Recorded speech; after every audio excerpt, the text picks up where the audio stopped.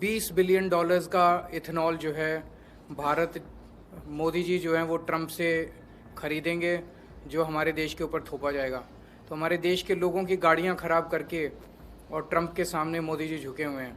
सरकार जो है वो ज़बरदस्ती लोगों पे इथेनॉल थोपे जा रही है, लोगों की माइलेज कम हो रही है, लोगों के गाड़ियां खराब हो रही हैं, लेकिन उसके बावजूद बिना प्रश्नों के जवाब दिए, बिना कोई तर्क दिए सरकार ज़बरदस्ती थोप रही है। उससे ये लगता है कि कोई ना कोई सरकार का हिडन एजेंडा है।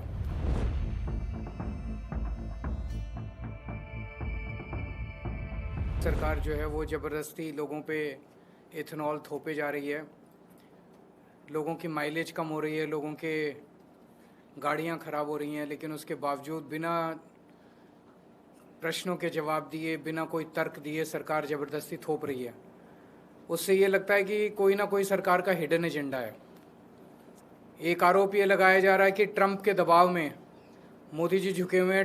ट्रंप अपने देश का इथेनॉल ज़बरदस्ती इंडिया में इंपोर्ट करवाना चाहता है और एक अनुमान के हिसाब से अगले 5 साल में $20 बिलियन का इथेनॉल जो है भारत मोदी जी जो हैं वो ट्रंप से खरीदेंगे, जो हमारे देश के ऊपर थोपा जाएगा।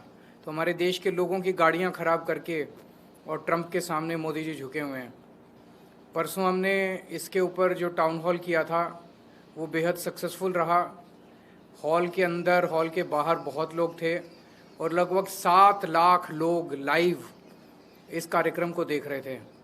ये मुझे लगता है कि दुनिया का रिकॉर्ड है कि कोई भी कार्यक्रम लाइव जो है वो 7 लाख लोग ऑनलाइन देख रहे हों।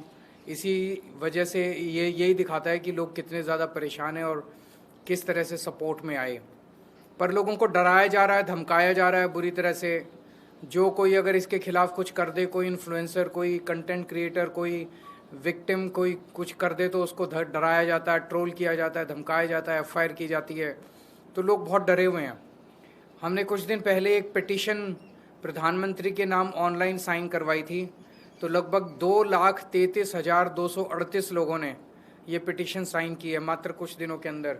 ये सारी पिटीशंस की कॉपीज़ आप लोगों के सामने हैं। तो कल प्रधानमंत्री जी को ये पिटीशन सौंपने के लिए मैं 100 लोगों के साथ 12 बजे अपने दफ्तर से यहाँ से निकलूँगा प्रधानमंत्री जी के घर की तरफ, और ये पिटीशंस हम चाहते हैं कि पर्सनली उनको हैंड ओवर करके आएँ और उनसे चर्चा करें कि कैसे इथेनॉल जो है वो गलत है और लोग किस तरह से परेशान हैं। मैंने चिट्ठी लिख के भी उनसे समय मांगा था लगभग 1 महीना पहले, लेकिन उनका उसके ऊपर कोई जवाब नहीं आया। तो अब ये कल हम पर्सनली लेके जाएंगे और हम उम्मीद करते हैं कि प्रधानमंत्री जी मिलके हमारे बात सुनेंगे। अगर आपके कोई प्रश्न है तो। कौन होंगे आपकी पार्टी के, मतलब होंगे या अलग-अलग? कुछ लोग, सब विक्टिम्स होंगे, कुछ पार्टी के भी हो सकते हैं, कुछ पार्टी के बाहर के भी हो सकते हैं, पर ये पार्टी का कार्यक्रम नहीं है। बिल्कुल। तो रुचिका सिंह का जो हमने देखा कि किस तरह से बेचारी हाथ जोड़ के आंखें नीची करके पूरे देश के सामने कैसे बोल रही है, वो जाहिर तौर पे उसे बुरी तरह से डराया गया है। तो एक तरफ तो प्रधानमंत्री जी आके कहते हैं कि बच्चों मैंने आपको माफ़ कर दिया, और दूसरी तरफ प्रधानमंत्री जी इस तरह से एक छोटी सी बच्ची को, 15 साल की बच्ची को अपनी पूरी ताकत लगा के झुका देते हैं, उससे माफ़ी मंगवाते हैं पूरे देश के सामने और उसका वीडियो जारी कराते हैं। क्या ये शोभा देता है एक प्रधानमंत्री को? तो डराने की कोशिश, बिकॉज सबसे बड़ा कंट्रीब्यूशन सीजेपी के आंदोलन का ये हुआ कि जो प्रधानमंत्री जी ने सबको डरा रखा था पूरे देश में, कोई कुछ बोलता था उसके पीछे ट्रोल छोड़ देते थे, धमकियां देते थे, गंदी गंदी गालियां देते थे, गंदी गंदी धमकियां देते थे, एफआईआर कर देते थे, गिरफ्तार करा लेते थे। लोगों के मन में डर निकल गया इस आंदोलन के बाद। खूब खुल के लोगों ने मोदी जी के खिलाफ बोला। अब मोदी जी वो वापस डर कायम करना चाहते हैं, लेकिन अब लोग डरने वाले नहीं हैं। एक रुचिका सिंह के खिलाफ मोदी जी ने एक रुचिका सिंह को झुकाया तो 10 रुचिका पैदा हो गई। मैं देख रहा हूँ इतनी बच्चियां जो हैं वो मोदी जी के खिलाफ वीडियो डाल रही हैं। किस किस को मोदी जी जेल डालेंगे, किस किस के खिलाफ एफआईआर करेंगे, किस किस को धमकाएंगे, किस किस को झुकाएंगे? देखिए, उन्होंने एक स्किट किया था जिसमें ये लोग कह रहे हैं कि इनकी धार्मिक भावनाओं की ठेस पहुंची है।